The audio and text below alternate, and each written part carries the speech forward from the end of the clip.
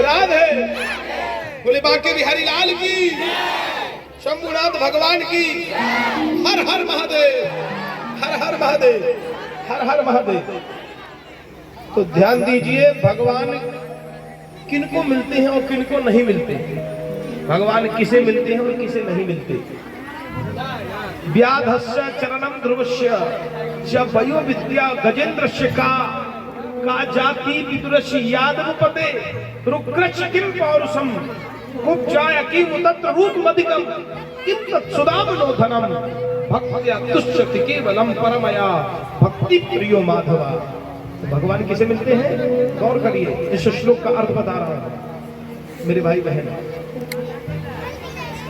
पहले आप समझ लीजिए कि किसे मिलते हैं भगवान, किसे नहीं मिलते। क्या ब्राह्मण को भगवान मिलते हैं? भगवान मिलने के लिए ब्राह्मण होना जरूरी है क्या? या दिन में 5 बार स्नान करना जरूरी है क्या? या आयु में बड़ा होना जरूरी है क्या? या बहुत धनवान होना जरूरी है क्या? बहुत बड़ा पदवान होना जरूरी है क्या? बहुत रूपवान होना जरूरी है क्या? बहुत बलवान होना जरूरी है क्या? नहीं नहीं, भगवान को पाने के लिए यह सब होना बहुत जरूरी नहीं है। भगवान को पाने के लिए जरूरी क्या है? बिना प्रेम रीझत नहीं,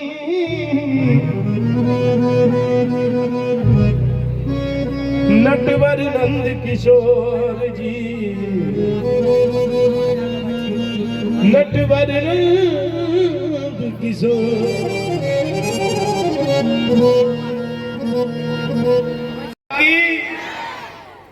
बाब का भूखा हूँ मैं, भाव ही बस सार है, भाव से मुझको भजो तो भव से बेड़ा पार है। भाव बिन सूनी पुकारे मुझ तलक आती नहीं, भावपुर के एक पुष्प दे वो भी मुझे स्वीकार है। बांध लेते भक्त मुझको अपनी प्रेम की डोर में, इसलिए इस भूमि पर होता मेरा अवतार है, इसलिए इस भूमि पर होता मेरा अवतार है। बिना प्रेम रीझत नहीं, नटवर नंद किशोर जी, नटवर नंद किशोर। तो भगवान भाव के भूखे, क्योंकि यदि इसके भगवान को पाने के लिए ब्राह्मण होना यदि जरूरी होता तो विदुर जी के घर भगवान जाकर केले का छिलका क्यों खाते? ध्रुव जी की उम्र तो ज्यादा बड़ी नहीं थी, तो ध्रुव जी को केवल 7 वर्ष की आयु में भगवान क्यों मिलते भला? कुब्जाया की तत्र रूप मदिकम, और कुब्जा तो 3 जगह से टेढ़ी थी, वो परम सुंदरी नहीं थी, फिर भी भगवान उन्हें क्यों मिले भला? का जाति विदुरश यादव पते, और विदुर जी तो दास पुत्र हैं, विदुर जी तो ब्राह्मण, लेकिन भगवान क्यों मिले भला? किम तत् सुदामनो धनम, और सुदामा जी महाराज तो धनवान नहीं थे, फिर भी भगवान क्यों मिले भला? क्योंकि भक्त्या तुष्यति केवलम परमया भक्ति प्रियो माधव,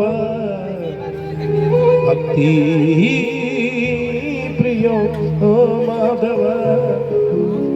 यानी भगवान इन्हें नहीं मिलते जो जाति में बहुत ऊंचा पद रखते हो, जो बहुत बलवान हो, बहुत रूपवान हो, बहुत धनवान हो। भगवान उनको नहीं मिलते। तो भगवान किनको मिलते हैं?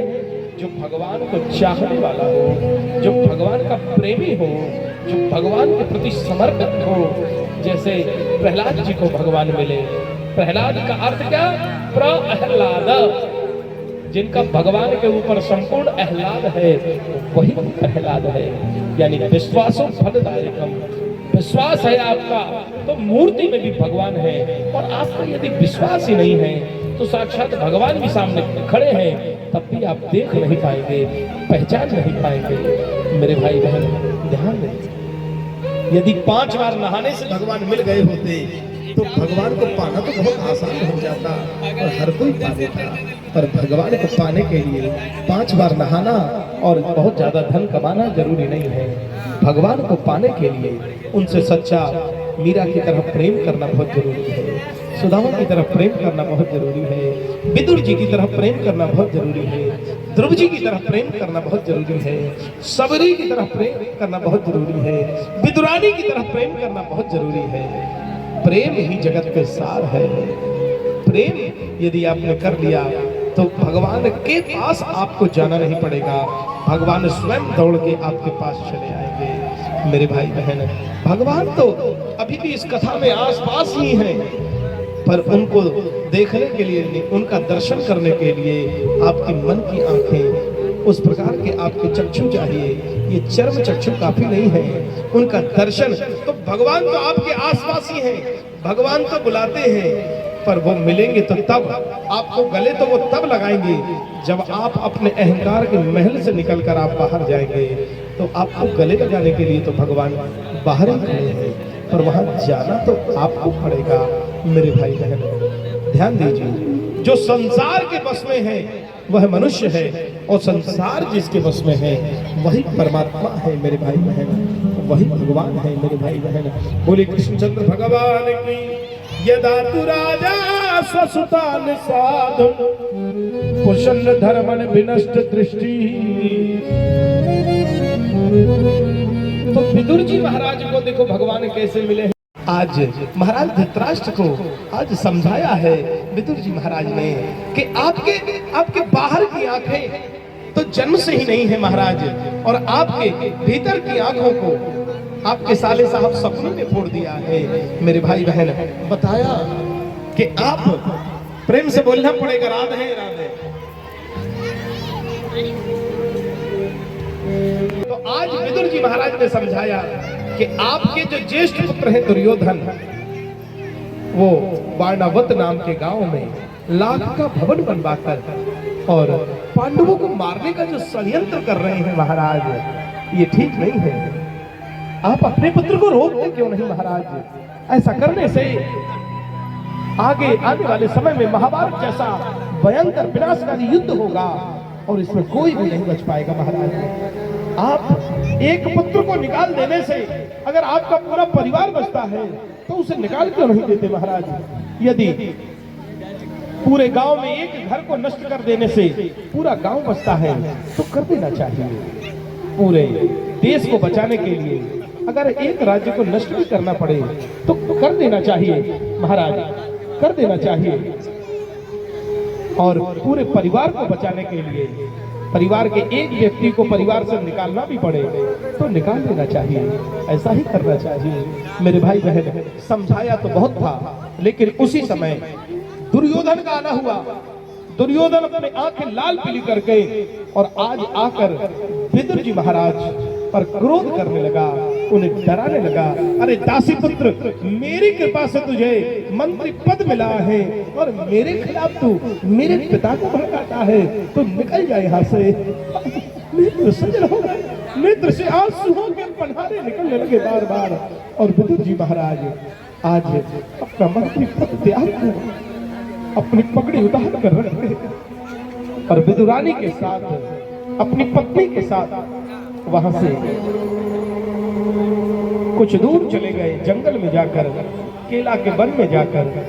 और विदुर जी महाराज सुंदर पर्ण कुटी बनाकर भगवान की छवि विराजमान करके भगवान के नाम की माला हाथ में लेकर और जाप करते हुए आज विदुर जी महाराज वही कीर्तन करने लगे, वही रहने लगे। और जो भगवान को विशेष याद करते हैं, भगवान की भी उन पर कृपा होती है और नित्य प्रति अंतर मन में भगवान के उनको दर्शन प्राप्त होते हैं। मेरे भाई ध्यान दीजिए, मैंने आपको एक दिन बताया था कि दर्शन करना किसे कहते हैं और देखना किसे कहते हैं। मेरे भाई बहन ध्यान दें। तो आज विदुर जी महाराज केला के वन में पर्ण कुटी बनाकर और आज विदुर जी महाराज वहीं रहते हैं। पर एक दिन उन्हें सूचना प्राप्त हुई कि शांति दूत बनकर श्याम सुंदर द्वारकाधीश आने वाले हैं हस्तिनापुर में। उसी समय विदुर जी महाराज और उनकी पत्नी वेश बदलकर काली कामर ओढ़कर मेरे भाई बहन और उसी क्षण वहां पर चले गए और जाकर हस्तिनापुर वासियों के बीच में जाकर बैठ गए मेरे भाई बहन।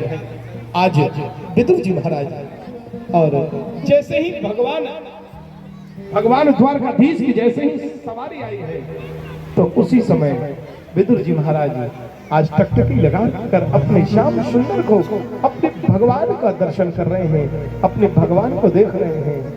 कपटपूर्ण मैत्री का परिचय देने के लिए तो वहां पर दुर्योधन, दुशासन, कर्ण, विकर्ण, कृपाचार्य, द्रोणाचार्य सभी वहां उपस्थित थे, जो श्याम सुंदर की द्वारकाधीश की आरती उतार रहे थे।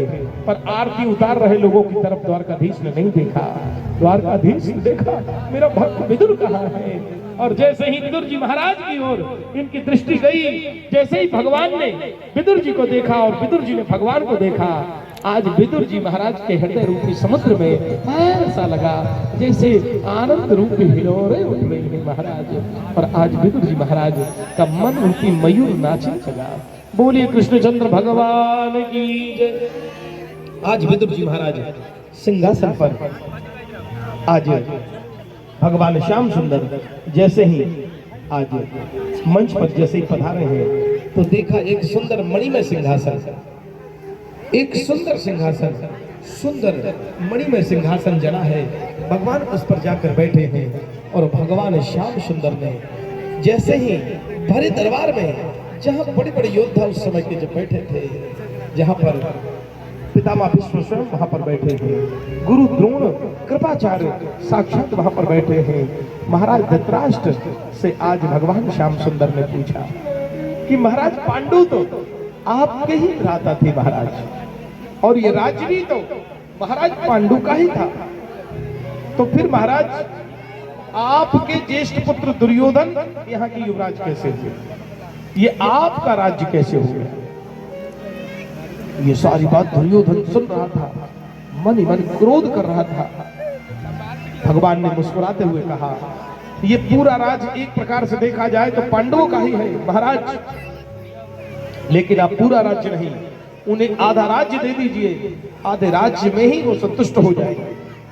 पर इतने पर महाराज धृतराष्ट्र मौन रहे, महाराज धृतराष्ट्र ने कुछ नहीं बोला। तो आज अंत में भगवान श्याम सुंदर कहते हैं कि आप उन्हें 5 गांव ही दे दीजिए, वो उसी में संतोष कर लेंगे और नहीं आएंगे राज्य आपसे मांगने के लिए।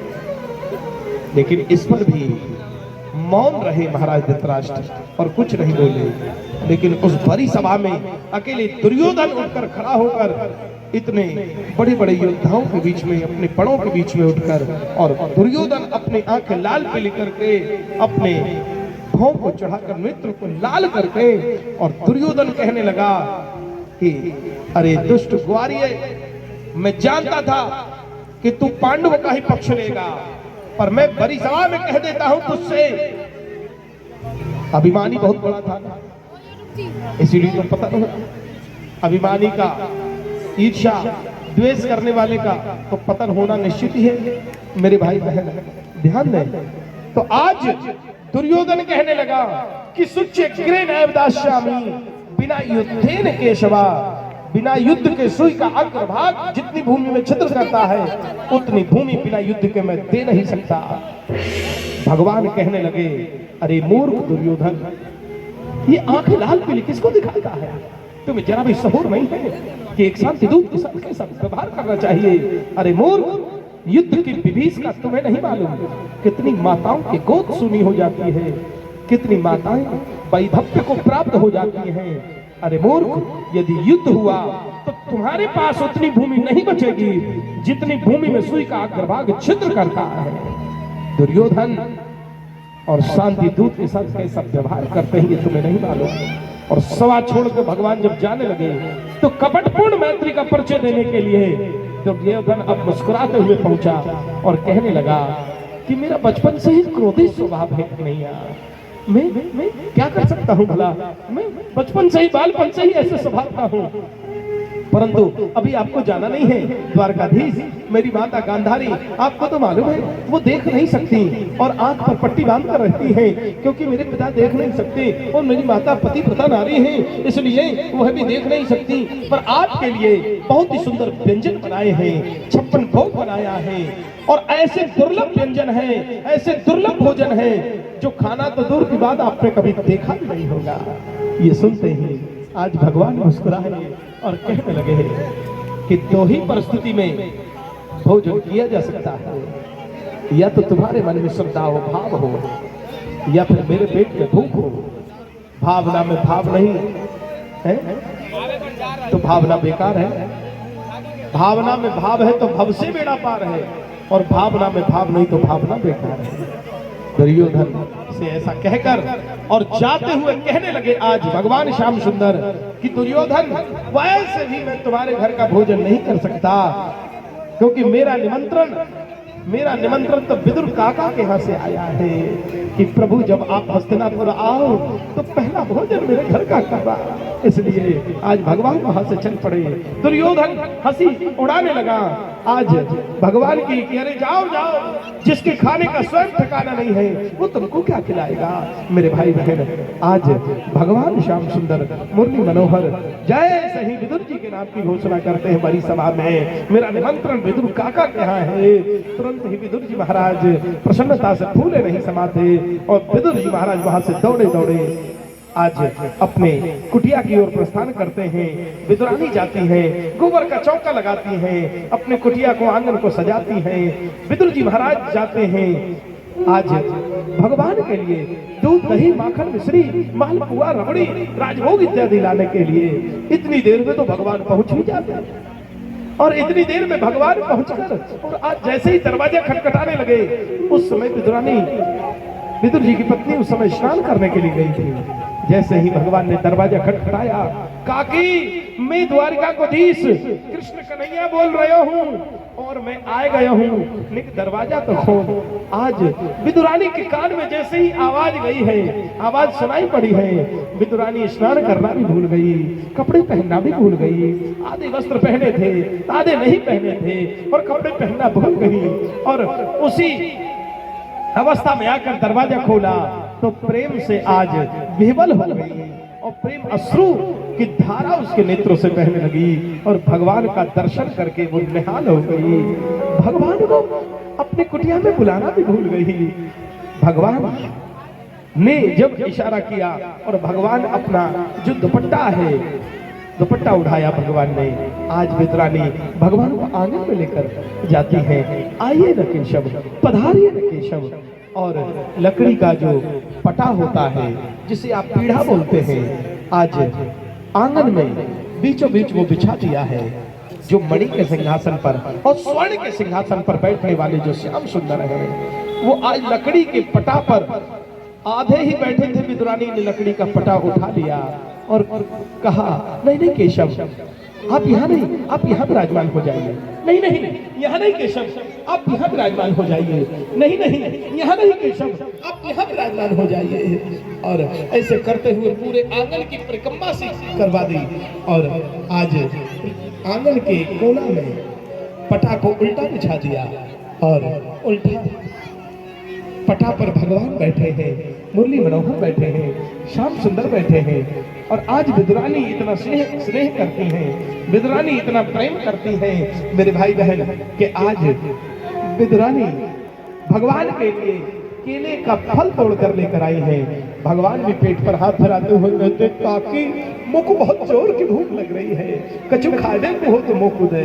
तो आज केले का फल आज तोड़कर और केले का छिलका छींचकर और आज केला भगवान श्याम सुंदर के मुख में आज खिलाने लगे हैं मेरे भाई बहन। तो केला खिलाना चाहिए था, लेकिन केला खिलाना भूल गई। भगवान का दर्शन करके सुध-बुध खो बैठी हैं, इसलिए केला खिलाना तो भूल गई हैं और केले का छिलका खिला रही हैं। भगवान में प्रेम से पा रहे हैं और भगवान कह रहे हैं, आहा मुंह को बड़ो स्वाद आ रहे हैं, बहुत स्वाद आ रहे हैं मेरे भाई बहन। और आज विदुरानी बार बार केला खिलाने की बजाय केले का छिलका खिला रही हैं। केला खिलाना तो भूल ही गई हैं, प्रेम में इतना विभोर हो गई हैं। प्रेम और यही मैं उस समय कह रहा था कि भगवान उसको नहीं मिलते हैं जो रूपवान है, जो बलवान है, जो पदवान है, जो धनवान है? भगवान या जो जाति से ब्राह्मण है, या बहुत व्रत करता है, या बहुत कई बार स्नान करता है दिन में, भगवान उसे नहीं मिलते। भगवान देखो किन्हें मिलते हैं, जो भगवान के लिए जो अपने हृदय में जो सच्चा प्रेम रखते हैं, जो भाव रखते हैं। जैसे विदुरानी के हाथ का केला का छिलका भी भगवान खा रहे हैं, पा रहे हैं प्रेम से, और कह रहे हैं काकी ऐसा व्यंजन मैंने कभी नहीं पाया, काकी मुझको बड़ो आनंद आए रहो है। और आज प्रेम से भगवान वो छिलका पा रहे हैं। मेरे भाई बहन आज हरि आए हैं। और देखिए दोनों हाथ ऊपर करके ताली सेवा कर दो बड़े प्रेम से। बोलिए बांके बिहारी लाल की जय।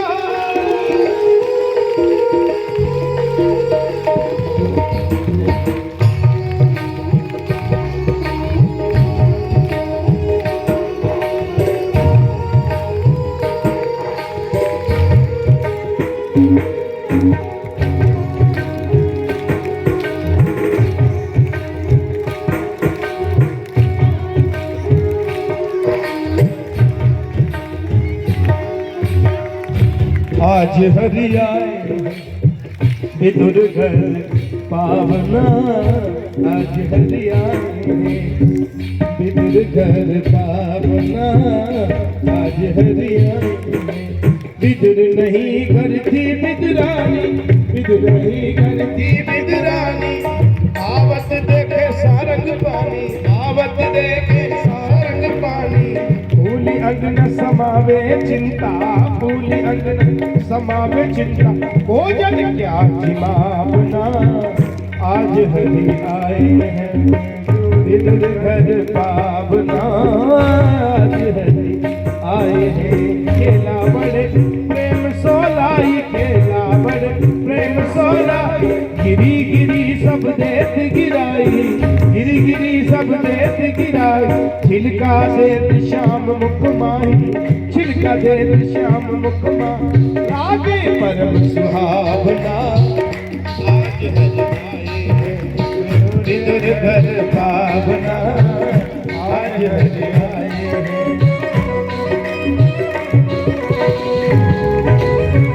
हरि हरि बोल।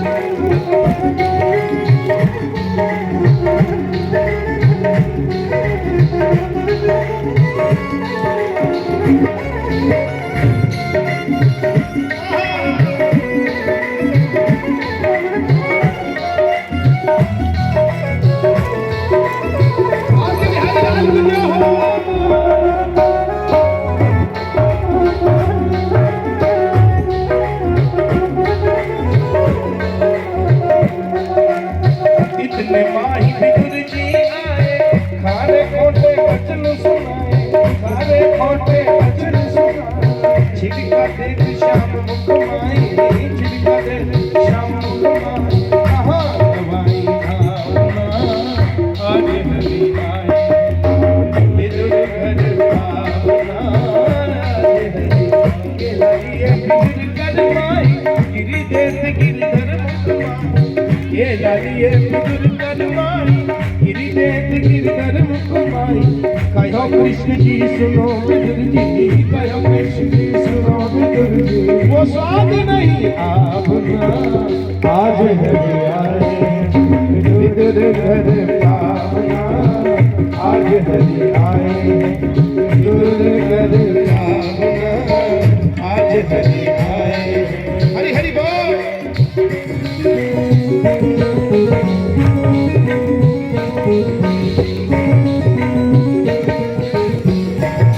हरि हरि बोल।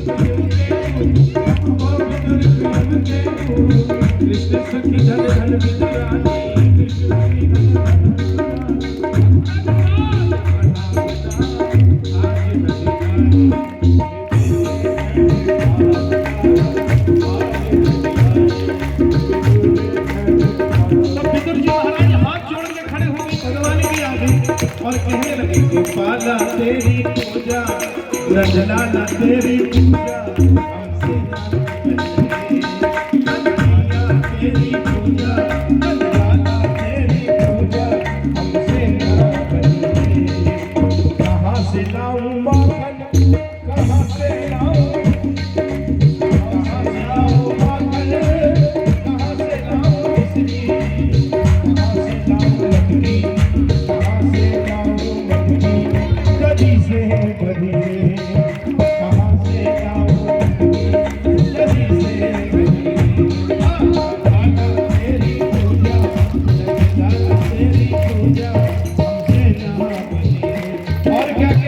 कहाँ से लाऊं ललिता, कहाँ से लाऊं विशाखा, कहाँ से लाऊं ललिता, कहाँ से लाऊं विशाखा, कहाँ से लाऊं शिराधा, कहाँ से लाऊं शिराधा, अनुराग बदले गोपाला तेरी पूजा, रंजलाला तेरी पूजा हमसे ना बने। कन्हैया तेरी पूजा, गोपाला तेरी पूजा हमसे ना बने।